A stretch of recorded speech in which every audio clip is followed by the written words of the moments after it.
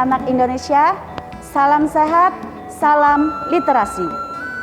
Membaca adalah gudang ilmu. Membaca membuka cakrawala kita dalam mengenal ilmu dan pengetahuan. Karena ilmu dan pengetahuan adalah kekuatan yang tidak mengenal batas. Hari ini kita akan mendengarkan beberapa cerita yang mengangkat budaya dari suku Dayak Kalimantan Tengah, yaitu suku Dayak, dengan mengangkat kearifan lokal anak-anak di pedalaman ataupun yang tinggal di lingkungan bumi Kalimantan Tengah. Suku Dayak memiliki banyak kearifan lokal yang sangat hidup dekat berdampingan dengan alam semesta atau alam sekitarnya.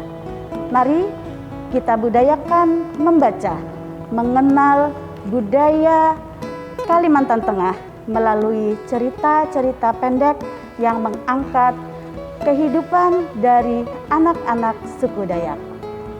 Mari kita dengar ceritanya. Baik, terima kasih. Assalamualaikum warahmatullahi wabarakatuh. Selamat pagi anak-anakku. Salam sejahtera. Om Swastiastu, Tabe Selamat, Lingun Alatai, Salam Sujud Karande Malempang, Adil Katalinu, Bacuram ke surga, Basengat ke Jubata. Ayo harus. Sekali lagi harus. Makasih. Hari ini kita hari Kamis tanggal 22 Juli 2021 kita bersama-sama mendengarkan cerita yang nanti akan Bapak sampaikan.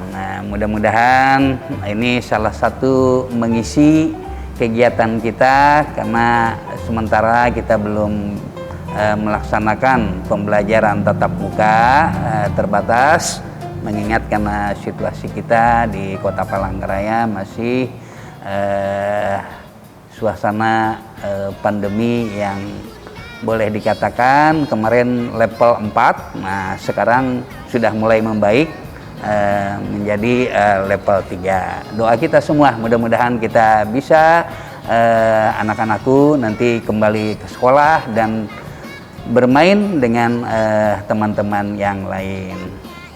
Baik, Bapak akan menyampaikan cerita sedikit bahwa kita di Kalimantan Tengah. Nah, ini ada di sebuah desa kecil yang di pedalaman Kalimantan Tengah. Karena kita hidupnya di Kalimantan Tengah, kita banyak mempunyai sungai. Salah satunya adalah aliran Sungai Katingan yang terletak di Kabupaten Katingan, Provinsi Kalimantan Tengah. Di Palangkaraya juga ada sungai kita yang namanya Sungai Kahayan ya, anak-anak ya. Tahulah Sungai Kahayan. Yang ada jembatan Kahayannya itu. Nah, kalau anak-anak sering diajak ibunya ya barangkali kuliner di seberang, nah itu pasti melewati jembatan Sungai Kahayan. Nah, ada seorang anak kecil perempuan yang bernama Modi. Nah, rambutnya hitam dan pendek sebatas bahu. Jadi seperti anakku, siapa namanya? Siapa? Caca. Nah, jadi sebahu, rambutnya pendek sebatas sebahu. Dia hidup dengan mama. Kalau bahasa kita, kalau mama itu panggilannya paman ya, anak-anak ya, mama. Kalau yang perempuan itu dipanggilnya Mina. Tahu ya, Mina? Mina itu siapa? Mina itu yaitu untuk panggilan bibi lah orang. Nah, kalau mama itu paman, nah, bahasa kita. Sejak berumur 3 tahun, Modi ini dititipkan oleh orang tuanya pada paman dan bibinya. Sementara keempat saudara kandung Modi ikut dengan ibunya. Nah, sekarang Modi sudah berumur 7 tahun, ya barangkali sepantaran seumur anak-anakku ini. Nah, jadi kehidupan Modi memang bergantung pada Mama dan Minanya. Kehidupan mereka sangat sederhana, mereka tinggal di rumah yang sederhana yang terbuat dari kayu banuas. Nah, itu kayu banuas. Kehidupan sehari-hari mereka mengandalkan alam sekitarnya yang bisa dimanfaatkan. Nah, sungai Kahayan yang mengalir di belakang rumah menjadi pusat segala kebutuhan keluarga. Mandi maupun memasak, menangkap ikan untuk lauk, makan sehari-hari. Selain itu juga hasil tanaman seperti umbi-umbian, sayur-sayuran, kacang-kacangan, dan hasil kebun lainnya. Di desa itu jarak antara rumah yang satu dan yang lainnya agak berjauhan, juga penduduknya masih sedikit serta masih dikelilingi hutan. Nah, kebetulan kita di Kalimantan Tengah masih banyaklah hutan kita, walaupun sekarang sudah banyak juga kebun-kebun sawit. Nah, jadi akhirnya hutan kita mulai berkurang. Nah, setiap hari saat pulang sekolah, si Modi menyusuri jalan setapak dengan hiasan bunga rumput yang panjang dan hijau yang berada di pinggir sungai. Sepanjang jalan Modi sangat menikmati perjalanan pulangnya diiringi angin sepoi-sepoi. Pada saat-saat tertentu ia berhenti untuk melihat belalang kecil yang melompat dari satu ke rumput lainnya. Kemudian ia memastikan kedua tangan kecilnya untuk menangkap belalang itu, dan pernah tahu dengan belalang? Caca tahu ya? Tahu kan? Tangkap itu kan. Nah, jadi tertangkap. Sepanjang jalan Modi tidak melepaskan sedikit pun belalang itu dari kedua tangannya dengan rapat hingga tidak ada celah untuk melepaskan diri. Sesampainya di rumah, Modi tak pernah lupa mengetuk pintu dan mengucapkan salam. Assalamualaikum. Lalu dari arah dapur, Mina atau bibinya yang perawakannya gemuk dan rambut ikal pendek menuju pintu dan buka pintu dan membalas salam. Waalaikumsalam. Lalu Mina bergegas ke dapur dan Modi menutup kembali pintu rumahnya. Beberapa lama kemudian Mina kembali keluar menuju kamar Modi. Nah, mungkin itu yang bisa ya anak-anak ya. Nanti akan dilanjutkan oleh ibu-ibu kita lagi untuk bercerita ataupun mendongeng. Nikmati dongeng ini, mudah-mudahan bisa menjadi semangat anak-anakku dalam menempuh pelajaran, dan mudah-mudahan sekali lagi kita berdoa bersama, mudah-mudahan pandemi ini cepat berlalu sehingga Palangkaraya kembali normal seperti sebelumnya ada pandemi. Amin. Makasih. Assalamualaikum warahmatullahi wabarakatuh. Selamat pagi. Mencari kelakai. Modi, Mina minta maaf hari ini ya. Mina belum sempat memasak karena ada undangan pernikahan di kampung seberang. Mina meletakkan piring dari dapur yang berisi lempeng.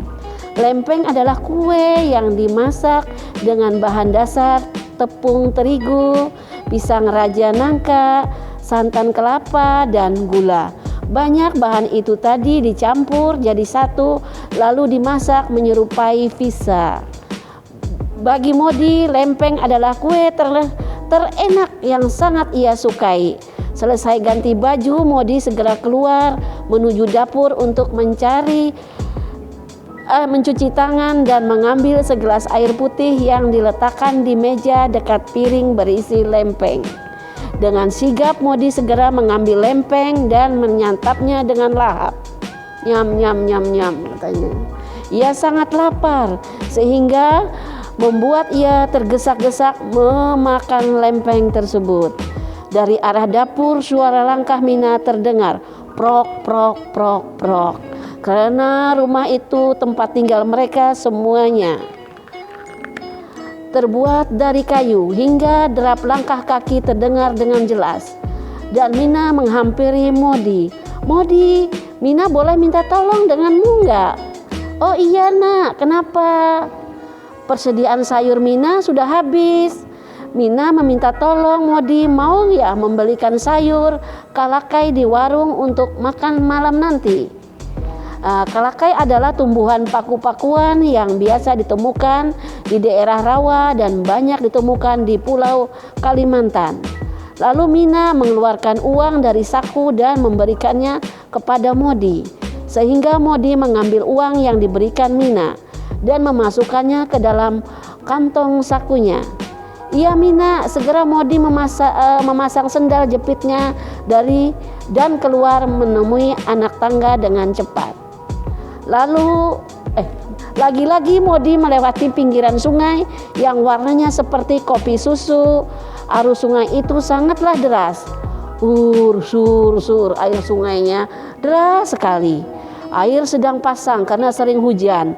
Di sepanjang jalan Modi melewati lapangan kecil, tempat anak-anak seusianya bermain tali, kelereng, dan gasing. Kemana saja kamu dari siang sampai sore ini belum pulang? Nada jengkel marah terdengar dari suara geram Mama. Mama, aku minta maaf. Tadi aku bermain dengan teman-teman. Aku lupa membeli sayur kalakai yang sebagaimana perintah Mina tadi. Dengan nada menyesal, merasa bersalah, Modi menjelaskan perjalanannya hingga ia pulang membawa kalakai ia petik sepanjang perjalanan pulang. Itulah anak-anakku cerita mencari kalakai yang di daerah Kalimantan Tengah yang terbanyak. Disitulah banyak manfaatnya sayang kalakai, bisa untuk sayur, untuk peye, dan untuk minuman, untuk stamina, untuk menambah darah.